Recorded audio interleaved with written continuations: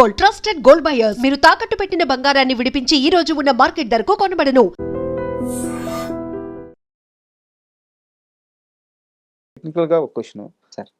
Acting film ఇన్‌స్టిట్యూట్‌లో నేర్చుకొని, ఒక టెంప్లేట్ యాక్టింగ్ నేర్చుకొని వచ్చిన వాళ్ళకి, సినిమానే ప్రపంచం అని జెప్పి ఇంకా దూకేసి అక్కడే నలిగి, అక్కడే నేర్చుకొని వచ్చిన వాళ్ళకి, ఇద్దరికి మధ్య ఉండే తేడా ఏంటి? మీరు చేసిన అబ్జర్వేషన్.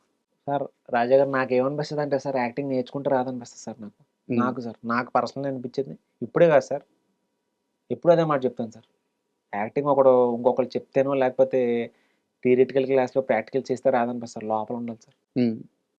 లోపల టాలెంట్ ఉంటే అది బయటికి తెలుస్తది సార్. సడెన్‌గా ఒకళ్ళు నేర్చుకుంటే మనం పట్టి చేస్తే యాక్టింగ్ రాదు సార్. నా బిలీఫ్ సార్ ఇది యాక్చువల్లీ. యాక్టింగ్ లోపల ఉండాలి సార్. నేచురల్. అది అనిపిస్తే ఇంకొకళ్ళు చెప్తే రాదు సార్ యాక్టింగ్. నాకు ఇది అనిపించింది సార్. చాలామంది నేను చూసాను నేను. హ్మ్. థియేటర్‌లో చూసినప్పుడు అంటే యాక్టింగ్ నేర్చుకుని వచ్చిన వాళ్ళు ఉంటారు కదా సార్. నప్పదు సార్. మనకు తెలియకపోవచ్చు కానీ సార్ కెమెరా కనిపెట్టేస్తది సార్. కరెక్ట్. మన దేవత సార్ కెమెరా. కెమెరా అన్ని విషయాలు చెప్తుంది సార్. మనం ఎంత ఫేక్ చేస్తే ఆటోమేటిక్ కనబడుతుంది సార్ కెమెరా. సో కెమెరాకి తెలిసిపోద్ది సార్. మనం ఎంత నేచురల్‌గా యాక్ట్ చేసినా తెలియదు. నువ్వు ఫేక్ చేస్తున్నావు కెమెరా చెప్పేస్తది సార్. హ్మ్. నాకు అనిపిస్తుంది సార్ అట్లా యాక్టింగ్ ఇప్పుడు నేర్చుకుంటే రాదు సార్. యాక్టింగ్ అనేది లోపల ఉండాలి. మేబీ యాక్టింగ్ నేర్పడం ఏంటంటే దానికి గ్రూమ్ చేయడానికి ఉపయోగపడుతుందేమో కానీ సార్. కరెక్ట్. లోపల ఇంటర్నల్‌గా ఉంటే అది వేరు సార్ అది. అది ఇంకా నెక్స్ట్ లెవెల్ ఫైర్ ఉంటుంది సార్ అది. ఇంటర్నల్‌గా ఉండి గ్రూమ్ చేయడానికి ఉపయోగపడుతుందేమో కానీ ఇది క్లాసెస్. అవును. నేను యాక్చువల్‌గా ఈ క్వెషన్ అడగడానికి కారణం ఏంటంటే, మీరు ఎక్కడ క్లాసెస్‌కెళ్ళలేదు. వెళ్ళలేదు సార్. కానీ తీసుకున్నది కూడా అంటే మీ పార్ట్ కూడా కామెడీ క్రియేట్ చేయడం. అవును సార్. కామెడీ పండించడం. అవును సార్. అన్ని నవరసాల్లో కల్లా అత్యంత కష్టమైనది అది. అంటారు సార్ అందరూ. ఆ! నాకు అది అంతే.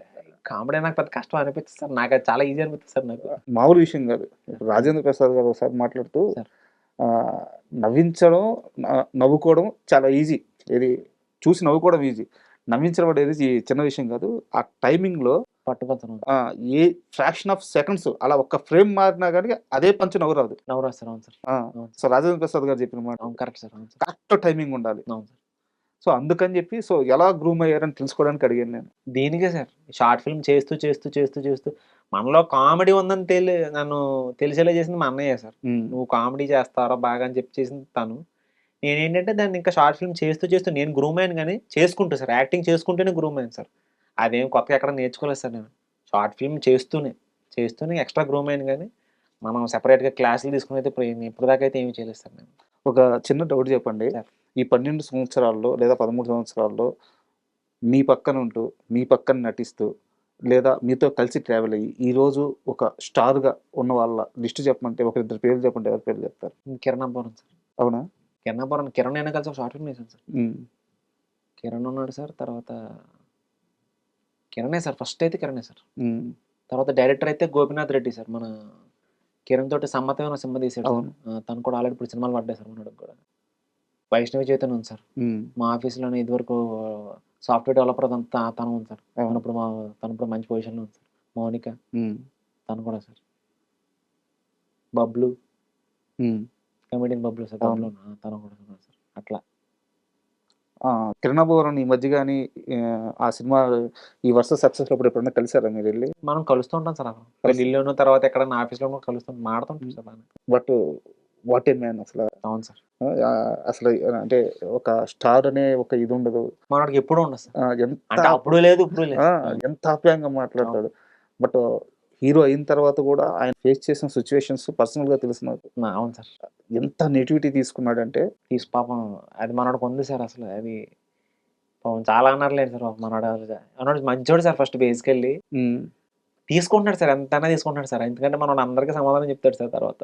హ్మ్. ఎందుకంటే సినిమాలతోనే సమాధానం చెప్తాను ఫిక్స్ అయ్యాడు కాబట్టి సినిమాలతోనే చెప్తాడు. ఆ పొగరుండదు సార్ మనోడి దగ్గర అసలెప్పుడు. అప్పట్లోనూ రవి అన్న అని పిలిచాడు. ఇప్పుడు కూడా రవి అన్న అని పిలుస్తున్నాడు సార్ అసలు మనోడు. ఇప్పుడు కూడా. మనోడికి ఆ గర్వం లేదు సార్ అసలు. హ్మ్. నాకు అదే నచ్చుద్ది సార్ కిరణ్‌లో. ఏంటంటే కష్టపడి పైకొద్దాం అనే ఉద్దేశం ఉంది కాబట్టి ఎప్పుడు తీసుకోడు సార్ మైండ్‌కి. ఎప్పుడు నేనెప్పుడు కిరణ్ అడుగుతూ ఉంటాను సార్. కిరణ్ నువ్వు చేస్తున్నావు కదరా! నాకు పక్కన ఫ్రెండ్ క్యారెక్టరే కదరా! అని అడిగింది. నాకు ఇవ్వరా అంటే, అన్న మంచిది చేద్దాం అన్న. చిన్న చిన్న క్యారెక్టర్లు వద్దు మనకి. హ్మ్. మంచి ప్రాజెక్ట్ చేద్దాం ఏదన్నా. ఇప్పుడు చెప్తూనే ఉంటాడు సార్. పాజిటివ్‌గానే మాట్లాడతాడు. ఎప్పుడు నెగెటివ్‌గా మాట్లాడడు సార్ అసలు. మనం మంచి స్టార్ అవుతాడు సార్. కొద్దిగా మెల్లగా. రీసెంట్‌గా కూడా ప్రొడ్యూసర్‌గా మారి మారాడు సార్. తిమ్మరాజుపల్లి టీవీ తీశారు సార్. అవును. అది కూడా తనతో పాటు ట్రావెల్ అయిన వ్యక్తినే అవును సార్. డైరెక్టర్ చేసాడు. అవును. సో నిజంగా గ్రేట్. మళ్ళీ కొత్తగా డైరెక్షన్‌లో కూడా చేయబోతున్నారు. చేస్తారు. అవును సార్. అవును.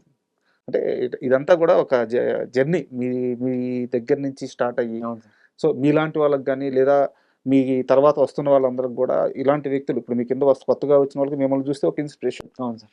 ప్రసాద్ బెహ్రా గారిని చూస్తే ఒక ఇన్స్పిరేషన్. మీరు చెప్పినట్టు కిరణ్ అబ్బవరం చూసినా, వైష్ణవి చైతన్య గారిని చూసినా నిజంగానే ఇన్స్పిరేషన్. ఎందుకంటే నేను ముందే చెప్పాను.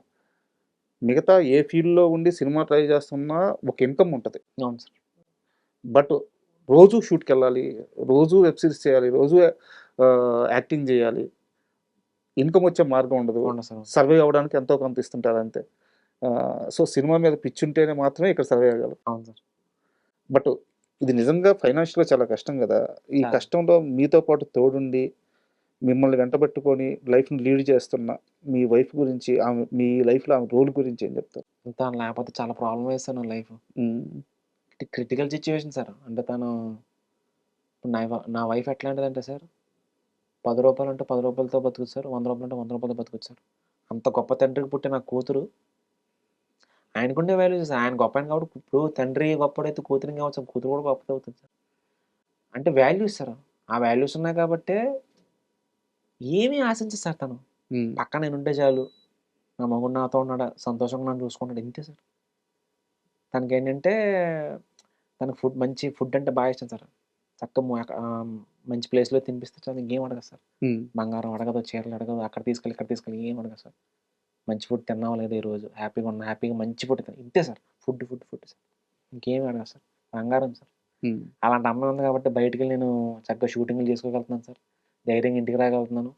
ఇంకా లైఫ్‌లో నన్ను నేను ఎక్స్‌ప్లోర్ చేయగలుగుతున్నాను సార్ నేను. న్యూ వెర్షన్‌లో ఇంకా బయటికి తీసుకురావడానికి ట్రై చేస్తాను sir. Because of my wife sir. తను లేకపోతే ఇంపాసిబుల్ సార్. ఊహించుకోవడం కూడా అది కూడా భయంకరంగానే ఉంది సార్ యాక్చువల్లీ. ఏం చేస్తారు వారు? తను ఇప్పుడు house wife sir. House wife. But adjustment అనేది ఎలాగుంది? ఎందుకంటే సార్. మీరన్నట్టు విజయ్ భాస్కర్ గారి కూతురు, స్టార్ అవును. డైరెక్టర్ కూతురు. అవును సార్. నాకు తెలిసి తను చిన్నప్పుడు ఒక లగ్జరీ లైఫ్ అవును సార్. లీడ్ చేసుంటారు. సో ఇక్కడికొచ్చిన తర్వాత అడ్జస్ట్‌మెంట్ అనేది ఎలా కుదిరింది? లవ్వేనా ఇదంతా? లవ్ వల్లేనా? లవ్వే సార్. లవ్వే. అంత చుట్టుపక్కల లవ్ ఉన్నప్పుడు వేరే ఏం కనిపించవు సార్. హ్మ్. తనున్న వాళ్ళనేమో బాగున్నాను, నేనున్న వాళ్ళు తను బాగుంది సార్ అంతే సార్. ఇద్దరం ఏంటంటే అడ్జస్ట్‌మెంట్‌లని కాదు గానీ సార్, వాళ్ళ నాన్నగారు ఎంత బాగా చూసుకున్నారో ఇంక అంతే విధంగా ఆ పిల్లని ఎలాంటి లోటు రాకుండా చూసుకుంటున్నాను సార్ అంతే సార్. నేను తనకి ఇవ్వగలిగింది ఏంటంటే ఆ లోటు రాకుండా చూసుకోవడం సార్. అదే చేస్తాను సార్. సూపర్. అండ్ ప్రతి ఒక్క ఆర్టిస్ట్‌కి గూడా తనని ప్రభావితం చేసే హీరో అనే పర్సన్ ఒకరుంటారు. హ్మ్. అంటే కొన్ని వేల మంది చిరంజీవి గారిని చూసి ఇండస్ట్రీలోకొచ్చి వాళ్ళు స్టార్‌లు అయిపోయినారు. అవును సార్. అంతకుముందు సీనియర్ ఎన్టీఆర్ గారు గాని, ఇప్పుడు మనకున్న స్టార్స్ గాని. సో మీ లైఫ్‌లో అలాంటి స్టార్ ఎవరంటే ఏం పేరు చెప్తారు? మా నాన్నగారే సార్. హ్మ్. మా నాన్న హీరోయే సార్ యాక్చువల్లీ. అంతే గదా! ఎవరినా అంతే. నానే మొదటి హీరో. నెక్స్ట్ లెవెల్ సార్ అది. అంటే నేను ఇక్కడ సినిమా పరంగా ఎవరి మీద ఇన్‌ఫ్లూయెన్స్ అవ్వలేదు గానీ సార్ నేను. చిన్నప్పటి నుంచి మా నాన్న ఎంత ఫైట్ చేసాడో, ఏ రేంజ్‌లో కష్టపడ్డాడో, ప్రతి పైసా నా కొడుకు, నా కూతురు కోసమే గానీ ఏ రోజు తనకంటూ ఇది ఆశించి మా నాన్న కోటీశ్వరుడు సార్. హ్మ్. మా నాన్న ఏదైనా చేయగలుగుతారు, ఎక్కడైనా ఎళ్ళగలుగుతారు సార్. కానీ ఏ రోజు రూపాయి పాడు చేయలేదు. నేను సంపాదించిన ప్రతి రూపాయి నా పెళ్ళానికి, నా కూతురికి, నా కొడుక్కి. నాకొద్దు. నిస్వార్థపరుడు అంటే మా నాన్నే సార్. మా నాన్నకి విగ్రహం కట్టినా కూడా తప్పులేదు సార్. నేను చెప్తున్నాను సార్. అంత అంత గొప్ప వ్యక్తి సార్ మా నాన్న. నా లైఫ్‌లో రోల్ మోడల్ అంటే మా నాన్నే సార్. ఆయనలా కష్టపడాలి. ఆయనలో మంచి పేరు తెచ్చుకోవాలి. మా నాన్న ఊర్లో చాలా మంచి పేరు సార్. లోవరాజు గారంటే ఊర్లో తెలియనోళ్ళు ఉంటారు సార్. తాడేపల్లిగూడెంలో లోవరాజు గారంటే అంత గౌరవం సార్. హ్మ్. He is the best father and best hero sir ఆయన.